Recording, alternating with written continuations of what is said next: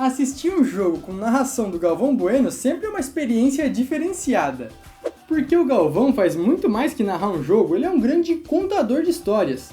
E hoje eu quero investigar uma história em específico, que ele repetiu por muitas e muitas vezes, sempre que tinha uma disputa de pênaltis. Sai que é sua, Tafarel! Bateu no meio do gol, pra que se mexer? É o que eu sempre falo do Goicoechea, o goleiro argentino, ele não sai, pega os mal batidos. Outra vez ele tentou adivinhar o canto, olha só, e a bola cobrada no meio do gol. O velho e bom Goicoechea teria pego os dois. Eu digo sempre uma história. Goleiro argentino que desclassificou a Itália na Copa de 90. O Goicoechea, ele me disse pessoalmente, eu não vou em canto nenhum. Todo mundo que bater mal eu pego. Mas até onde toda essa história é verdade e até onde é lenda? Vem comigo que a gente vai descobrir junto. Pé direito, bateu! Pegou o Goicoechea. Eu sou Marcos Hoffman e esse aqui é o Visão de Jogo, buscando um olhar diferente sobre o futebol.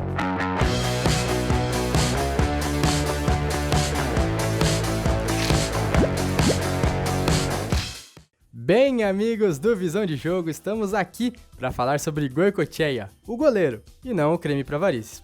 Sérgio Goicoechea foi um goleiro lendário dos anos 80 e 90 e um grande pegador de pênaltis. Ele se destacou principalmente na Copa de 90, quando, tanto nas quartas quanto na semi, a Argentina foi para a disputa dos penais e ele brilhou bastante. Mas será que Galvão Bueno estava certo? Será que Goicoechea realmente esperava no meio do gol? Essa história começou a repercutir recentemente, quando um usuário do Twitter, o Kevin Nicolas PF1, postou um compilado de quase 4 minutos do Galvão Bueno, citando repetidas vezes o goleiro Goicoechea sempre que um pênalti era batido no meio da meta. O grande pegador de pênalti que eu conheci, o Goicoechea. Goleiro argentino, o maior pegador de pênalti que eu já vi. Goicoechea? Goicoechea. O Goicoechea, ele me disse pessoalmente o seguinte. O Goicoechea, ele me disse pessoalmente. Pega o pênalti mal batido. Bateu mal, eu pego, fico parado no meio. Eu não me mexo, não adivinho o canto. Pego o pênalti mal batido. De preferência os batidos no meio do gol. Além de ser engraçado esse jeito tiozão do Galvão Bueno contando histórias repetidas, muita gente também ficou intrigada com essa tática do goleiro. E eu resolvi então investigar. Eu analisei todas as 5 disputas de pênaltis de Goicoechea com a camisa da seleção da Argentina. Ele venceu todas e fez 8 defesas no total. E após essa análise minuciosa, eu cheguei numa conclusão. Então agora deixa que eu vou te contar uma história. Começando pela Copa de 1990, o momento de maior destaque do goleiro, é por lá que eu acho que é mais interessante a gente começar. É importante lembrar que o Goicoechea deveria ser o terceiro goleiro para essa Copa. O titular seria o Pumpido, campeão mundial 86, e o segundo goleiro deveria ser o Luiz Isla, só que ele recusou a vaga por não aceitar a reserva. Então o Goicoechea foi como segundo goleiro. Pumpido começa a titular na Copa, mas se lesiona logo na segunda partida. Então abre a chance para Goicoechea assumir e brilhar. E ele já vai enfrentar várias disputas de pênaltis, começando nos mata-matas ali nas quartas de final. Argentina contra a finada Iugoslávia. O jogo termina empatado no tempo regulamentar e vamos então para as cobranças de pênalti. A partir daí já dá para perceber como o Goicoechea é um personagem único e cheio de lendas ao redor dele. Uma delas é de que ele fazia xixi antes das disputas de pênaltis, ali mesmo, no gramado. Isso também seria verdade? Bom, na Copa de 90 realmente foi. Isso aconteceu porque ele estava muito apertado ali antes da disputa de pênaltis contra a Iugoslávia e não teria tempo de ir ao banheiro, então ele pediu para os companheiros ficarem ali em volta dele, ele se ajoelhou e ali mesmo no gramado ele se aliviou. O fato é que depois disso, eles foram realmente para as cobranças de pênaltis. No decorrer das penalidades, Diego Armando Maradona bate muito mal e perde a sua cobrança. Mas o Goicoechea conta que falou pro Maradona que não teria problema porque ele conseguiria pegar 2 pênaltis e assim poderia salvar a Argentina. E o que o Goicoechea fez? Ele realmente foi lá e pegou 2 cobranças. Mas ele pegou 2 cobranças pulando no canto. Como assim? Ele não ficou parado no meio esperando? Calma lá, que isso não refuta ao todo a teoria. Segundo a história, a tática do Goicoechea não seria apenas ficar parado no meio do gol, e sim esperar no meio até que o cobrador batesse, para caso ele bater mal, o goleiro ter tempo de pular na bola, e assim, poder defender. Inclusive, essa estratégia das penalidades não é só coisa da cabeça do Galvão. O Goicoechea realmente já falou sobre isso, por exemplo, nessa entrevista ao UOL.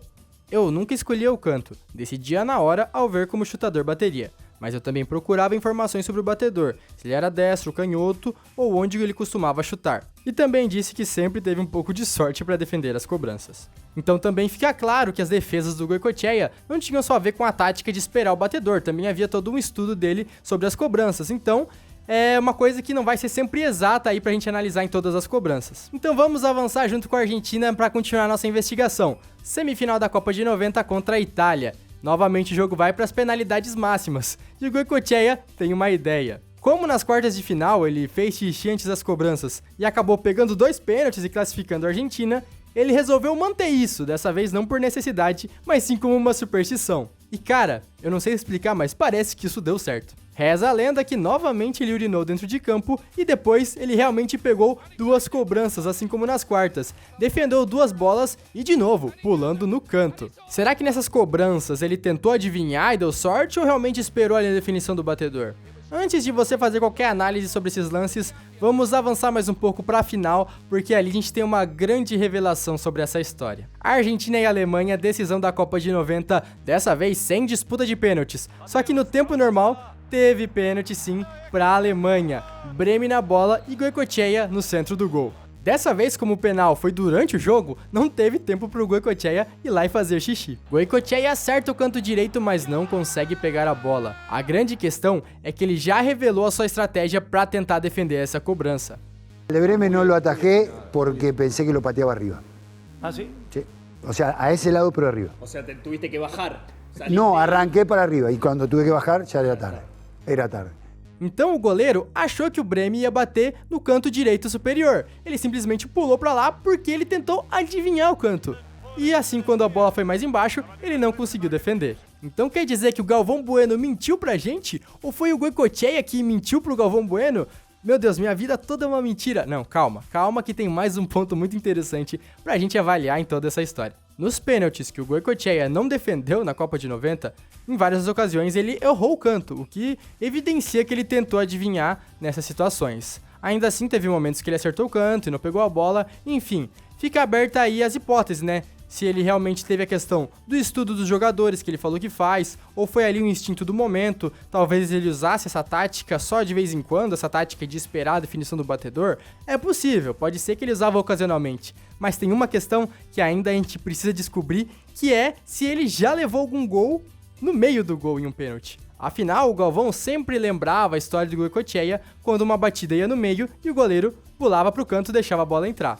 Porque seria muito mais simples ficar parado esperando como o grande lendário Sérgio Goicoechea fazia. Será que ele fazia mesmo?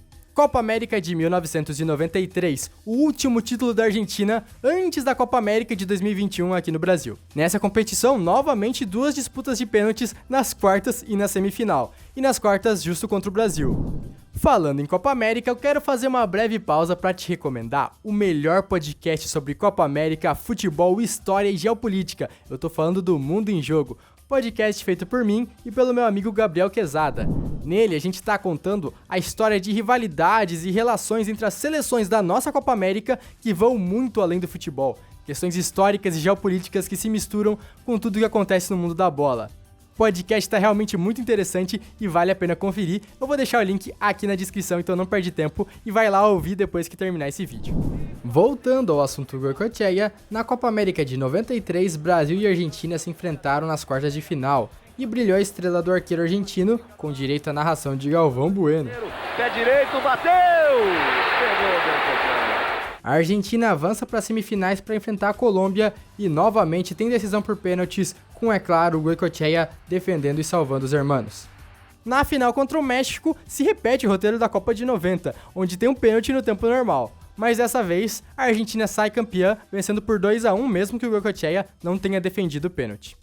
Então, nas disputas de pênaltis da Copa de 90 e da Copa América de 93, fica evidente que o arqueiro é um grande pegador de pênaltis, mas não fica ali em nenhum momento óbvio, descarado essa questão dele esperar o batedor. Se isso realmente aconteceu em alguma cobrança, foi algo muito sutil, já que ele quase sempre pula ali junto da batida do jogador. Então, pode ser que em algum momento ele esperou um pouquinho, mas questão de detalhes, ele realmente parecia pular no momento ou até mesmo antes da batida. Mas eu encontrei a grande revelação na Copa Artemio Frank de 1993. Primeiro, o que é a Copa Artemio Frank? Era um torneio entre a seleção campeã da Copa América e a campeã da Eurocopa, assim como a gente voltou até agora mais recentemente a chamada Finalíssima, que foi disputada aí entre Argentina e Itália. Depois de ganhar a Copa América de 93, a Argentina se classifica para Artemio Frank para enfrentar a Dinamarca campeã da Europa, a Dinamáquina. E o jogo de novo foi pra disputa de pênaltis. Olha só, entre 90 e 93, quantos pênaltis Goicoechea teve que pegar, hein? E nessa disputa ele brilhou novamente, como já é de costume, pegou mais 2 batidas. Só que a grande questão tá aqui, galera. Eu não vou nem falar nada, eu vou deixar vocês assistirem essa cobrança.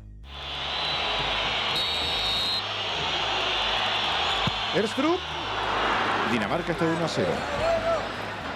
E não foi só uma vez, não. Esto está 3-2 para Dinamarca. Otra vez al medio, Qué bronca tiene Goicoechea. Por 2 vezes os dinamarqueses bateram bem no centro do gol e o Goicoechea tava nem aí pra nada de esperar batedor. Ele foi lá, pulou no canto e deixou a bola entrar no centro da sua meta.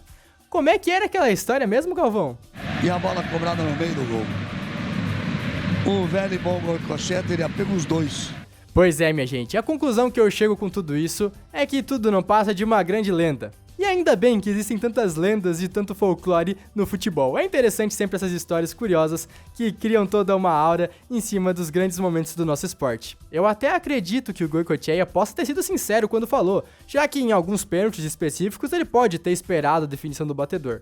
Mas isso aí tá longe de ser uma regra que ele seguia à risca e com frequência nas penalidades. Isso não tira o mérito dele, que é um dos grandes pegadores de pênaltis da história. Inclusive, o Goicoechea jogou no Internacional aqui no Brasil e disse que usou essa estratégia de esperar a definição do batedor contra o Romário e pegou um pênalti dele. Isso foi na Copa do Brasil de 96. Mesmo assim, eu tenho dificuldade de acreditar que ele espera a cobrança, sempre parece que ele já tá saindo pro canto junto com a definição do batedor. Eu acho que ele realmente esperava até o último momento, talvez, mas ele nunca esperou realmente a batida pra depois pular. Até porque você esperar o jogador chutar, o tempo de reação do goleiro tem que ser absurdo pra defender. É muito difícil defender uma cobrança depois dela já ter saído do pé do jogador.